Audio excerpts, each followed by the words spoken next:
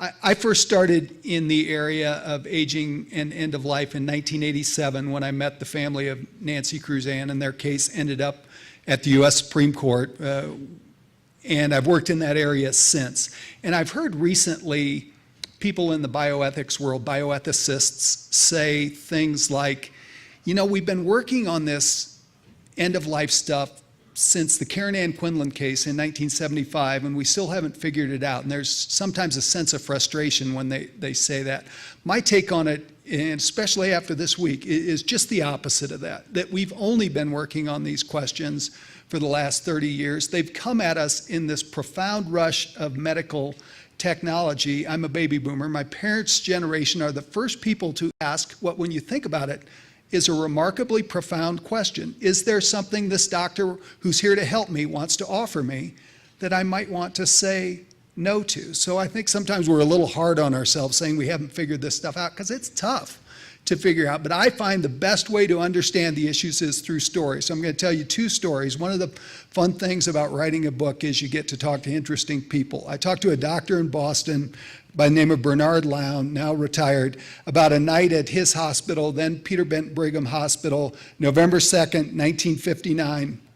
He had a patient he'd been treating on and off for the last 10 weeks for a condition called ventricular tachycardia, or racing heartbeat. The guy would come into the hospital with his heartbeat elevated to about 150, and Dr. Lowndes said back then we were basically experimenting with pretty toxic drugs intravenously, and he said, I'd found with this patient that Pronestal given in large doses after about an hour bring his heartbeat down. But this night in November of '59, the IV drugs weren't working. After several hours, his heartbeat had gone up over 200. His eyes were bulging, gasping for breath. Dr. Lowndes said, I was really out of options that we had traditionally used with patients with ventricular tachycardia, and I wasn't sure what to do. He said, I knew that surgeons at Peter Bent had recently purchased one of these new defibrillators, but he said nobody at the hospital had used it yet. And he said, I knew that a colleague of mine across town at Beth Israel had actually used one of these machines on dead people, people whose hearts had stopped, and they'd been able to shock some of those people back into life for a period of time. But he said, I didn't know of anybody in the world who had ever used one of these machines on someone who was in bed looking back up at them, a live person. But he said, I thought it was worth a try. So I took his wife out in the hallway. I told her what I wanted to try. She said, let's do it. I told the nurse to go get the machine. It was in the basement. She didn't run up the steps with it as you might today with a 5-pound portable pack. He says about 100 pounds. Brought it up in the elevator on a big hospital cart. While I was doing that, while she was doing that, he said, I called the head of anesthesia, told him to come, told him what I was about to do, told him to come down. He got there about the time the machine did. He said, the doctors, we plugged it into the wall. He said, then the two of us just looked at it. He said, I had a dial on the front from 0 to 750 volts. I asked the head of anesthesia, what do you think we set this at? He goes, I don't know. When I was talking with him on the phone, he said, we set it at 400 because that was in the middle. But if you ask me today why I picked that, I have no idea. I asked anesthesia, do we need to put this man under anesthesia to do this procedure? He said, I don't know.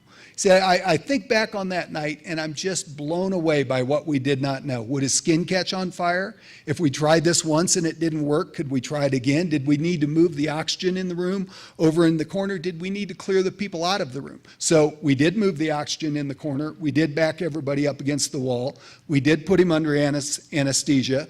Then I put the paddles on his chest, hit the buttons, and with my stethoscope, a second later, I'd witnessed a true modern medical miracle, a racing heart shocked instantly back into rhythm.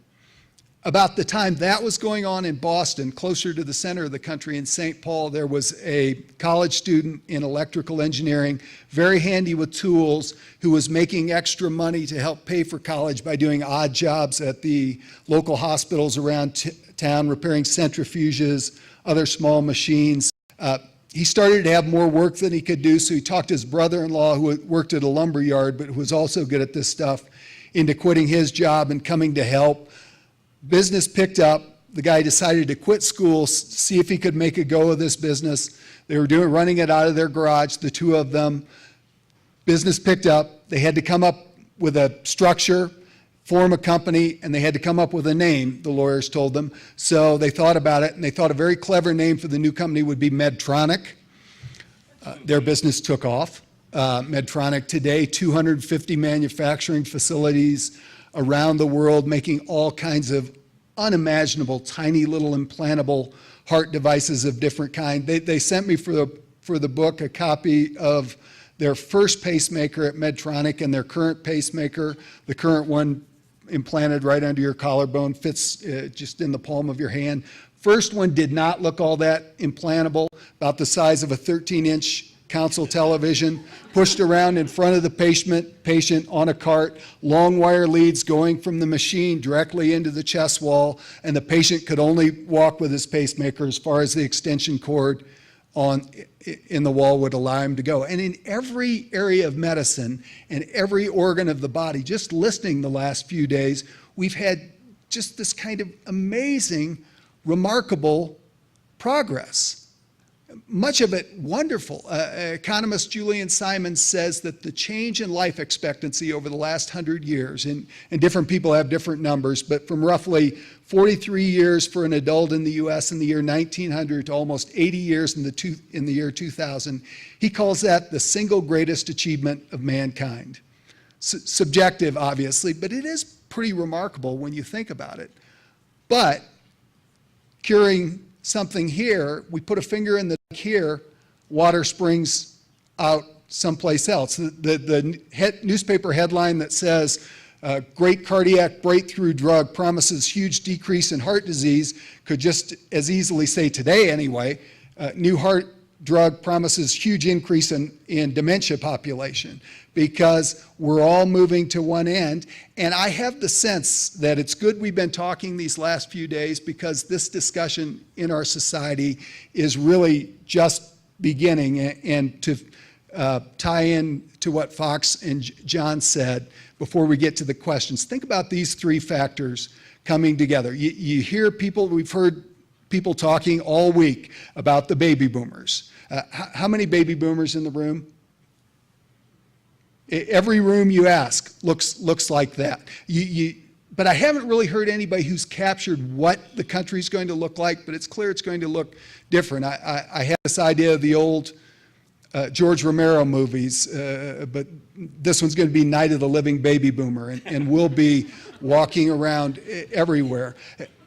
It's going to look different. Census Bureau, the most compelling stat that I've seen, Census Bureau says that in the year 2030, 22 short years from now, that the 44 of the 50 states, almost the entire country, will have the demographic mix that only Florida has now. So virtually the entire country is going to look like Florida. And I don't believe for a second that the Census Bureau can factor in how quickly the aging curve is going up for the generation ahead of the boomers and the generation ahead of that generation. So it's clear our country is going to look different. You don't have to look at worms having their life expectancy doubled, which I heard the details of that research, just mind-boggling research. But all the stuff we've heard this week with the technology and the number of people going up, and the third theme we heard was that the federal, state, and private money available to pay for the care that all those people want is not keeping pace. So we are going to be talking about these questions all the time in the years ahead. Hi, my name is Karen Wingfield. I'm a resident physician in the Department of Radiation Oncology at Harvard. And I think an important point was kind of brought up. Certainly it's very important to live well, but I also think our country has moved away from dying well. In radiation oncology, I see a lot of patients who have chronic disease, cancer, they're dying, and none of the physicians really take time to talk with them about end-of-life care and issues. Part of that, I think, is because our system has really moved away from having a primary care physician who really knows that patient well. Some of that has to do with the fact that we're so mobile now. People are moving. They don't have the same rapport that they had with their physicians a long time ago. But I'm wondering what your thoughts are about that. And